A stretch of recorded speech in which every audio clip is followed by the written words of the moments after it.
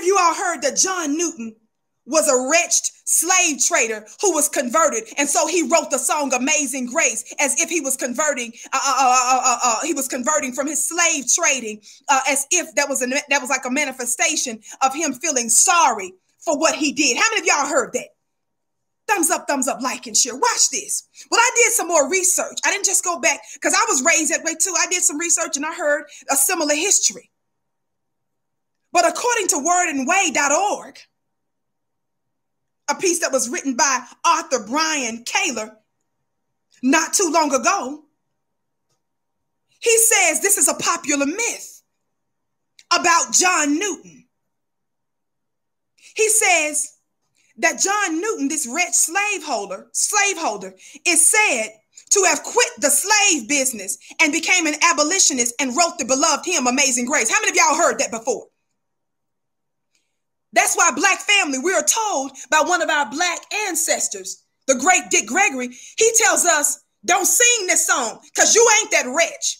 Saved a wretch like me was this wretched slave trader. Shout out to you, CC. I bless your gift 1,000-fold. That wretched, the white folks wretched, racist white folks wretched, your oppressors' wretchedness don't compare to the kind of wretchedness that we think that we're guilty of. We're not speaking that madness over our life, but listen. Even the selection of Amazing Grace. Listen to what he said. Newton did work on slave boats. Watch this. Showing no grace as he bought, tortured, and sold human beings as if they were lowlier than cattle. He did become a Christian after surviving a violent storm in 1748 at the age of 23. But once upon land, he signed up for another slave boat job. Did y'all know that, Black family?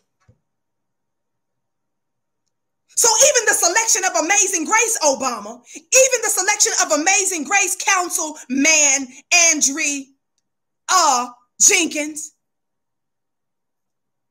even the selection of this song that's targeted to immature Black people, it's not assuaging us at all. It's not comforting us at all. Even the song indicts racist America. He goes on and says, once upon land, he signed up for another slave boat job and then another, eventually becoming captive of a slave boat after his conversion. God, the day.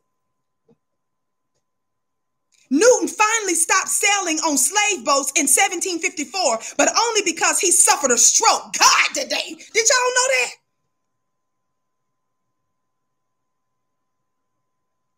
Even then, he kept investing in slave trading companies for years. Nigga got a, excuse me. The slave owner had a stroke, boo. After you made it on land, once it was safe, you went back to slave trading. 1754 says only because he suffered a stroke. Even then, he kept investing in slave trading companies for years. Then down the road, he studied to become an Anglican priesthood. He studied for the Anglican priesthood and started writing hymns. That's when he wrote Amazing Grace in 1772. But he didn't start to reconsider the morality until 1780, 32 years after his conversion. I'm just going to give you that little bit of history.